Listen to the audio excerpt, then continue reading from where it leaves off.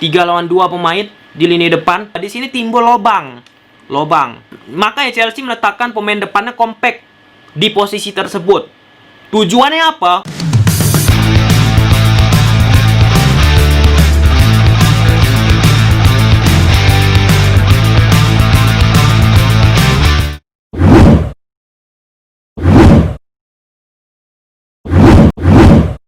Keigat ulang cuba-cuba. Nah, seperti yang kita ketahui guys, tadi malam Arsenal menang dengan skor 2-1 ketika menghadapi Chelsea di partai final FA Cup.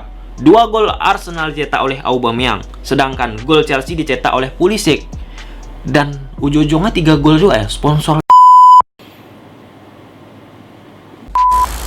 Nah, di sini seperti di konten aku sebelumnya guys, sudah aku sampaikan bagaimana cara untuk mengalahkan Lampard, dan ini dilakukan oleh Arteta pada pertandingan tadi malam. Apa yang dilakukan Arteta? Yang pertama, bermain cepat tanpa bertele-tele. Yang kedua guys, memanfaatkan kelemahan di lini belakang Chelsea. Dan itu sudah aku sampaikan di konten aku sebelumnya, Liverpool versus Chelsea, kalau kalian menonton. Oke, tanpa berlama-lama lagi, kita langsung menuju ke video dan data yang sudah aku sajikan.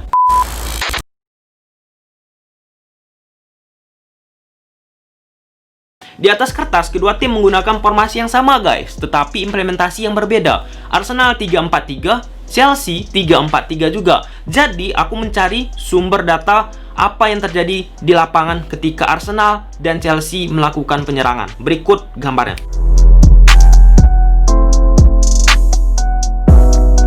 Nah, jadi guys, di situ sangat jelas menggambarkan di lapangan berbeda banget secara implementasi. Dari Arsenal guys, yang tadinya 3-4-3 bisa berubah menjadi formasi 4-3-3. Memanfaatkan Aubameyang di depan, ada Lacazette di tengah yang sedikit agak sering mundur teman-teman. Kemudian ada Mbappe di sisi kanan. Sampai situ clear teman-teman ya. Sedangkan Chelsea teman-teman tetap percaya dengan 3 back di belakang ketika mereka melakukan penyerangan ataupun memegang bola.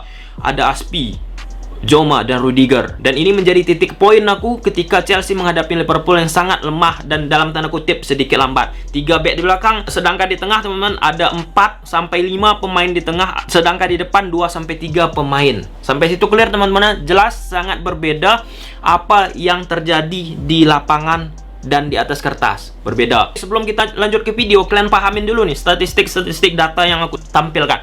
Nah, jadi guys, kedua tim ini guys sangat kuat bermain dari sisi kiri.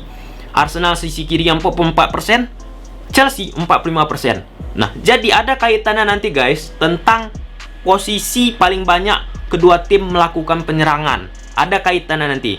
Jadi aku sampaikan dulu, nanti biar nggak kalian komen mana statistiknya bang, karena sebelumnya konten aku sebelumnya ditanya statistiknya mana, datanya mana. Oke, kita langsung menuju ke gol yang pertama guys. Nah, jadi guys, di sini Chelsea melakukan penyerangan dari tengah. Seperti yang data sebelumnya aku sampaikan bahwa di lini depan Chelsea bermain kompak, merapat, nggak melebar guys. Kenapa ini dilakukan oleh Chelsea? Ini penting guys, penting. Di channel ataupun konten sebelumnya udah aku sampaikan bahwa jarak antar lini tengah Arsenal sama lini belakang itu sangat jauh guys. Di konten aku sebelumnya udah aku ingatkan itu guys, sangat jauh. Sehingga di sini timbul lobang.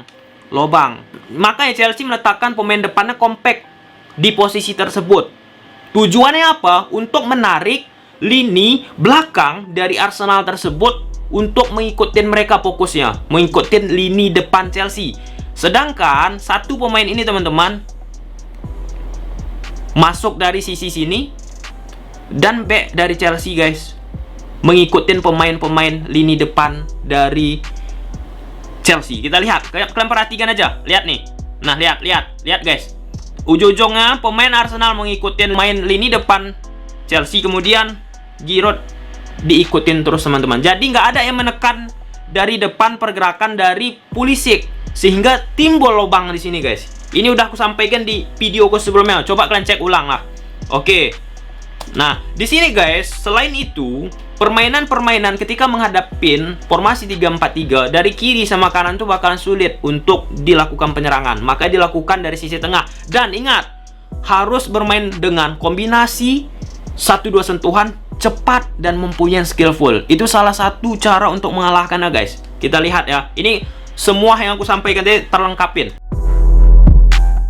Gol. Nah, kita perhatikan di sini guys, jarak antara lini belakang ke lini tengah tuh jauh banget. Jadi diisi ya di sini oleh pemain lini depan Chelsea. Ini udah kebaca sih di konten aku sebelumnya. Lihat guys, di sini nggak ada kan yang menekan Pulisic. Nah, kita perhatikan masih di sini juga tanpa ada penekanan Pulisic ya. Karena jarak mereka tadi ya, permasalahannya di situ dulu guys. Lini tengah sama lini belakang tuh jauh banget, sehingga di sini juga nggak bisa mengcovering kan. Kemudian guys, kita lihat gol pembalasan dari Arsenal. Ini gokil sih menurut aku, dengan memanfaatkan kelambatan dari lini belakang Chelsea guys.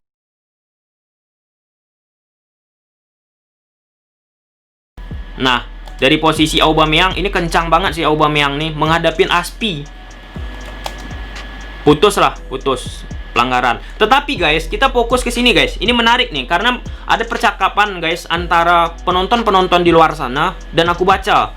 Nah, terjadi kontak nih guys. Nih, terjadi kontak antara Azpilicueta dan Aubameyang. Kita lihat.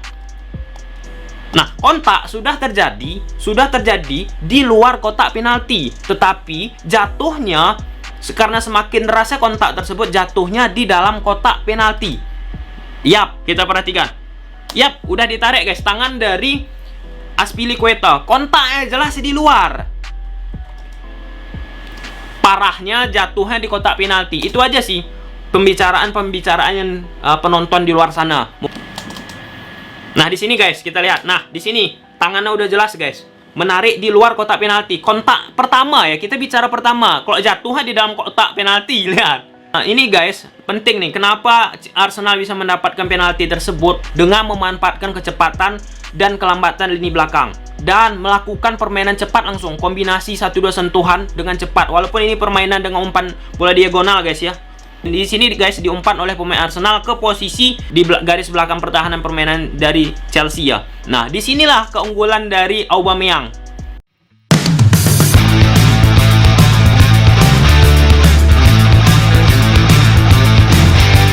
Pelanggaran. Gokil. Ingat, gol Aubameyang berasal dari sebelah kiri ya, penyerangan Arsenal. Seperti yang statistik aku sampaikan.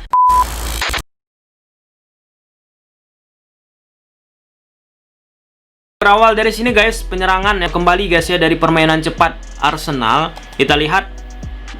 Nah, di sini guys, overuse ya. 3 lawan 2 pemain di lini depan.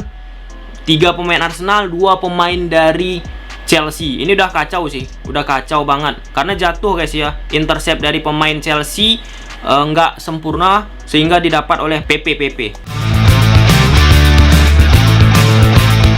Nah, di sini guys, kembali guys terjadi duel ya. Aubameyang dari sisi kiri, nah menghadapin back dari Chelsea. Yang aku bilang tadi guys di awal, sedikit lambat dan ini sering dieksploitasi, dan di sini guys gampang banget ya Aubameyang melewat. Nah, di sini guys bisa kita lihat ya kembali ya dari permainan cepat Arsenal ketika melakukan serangan.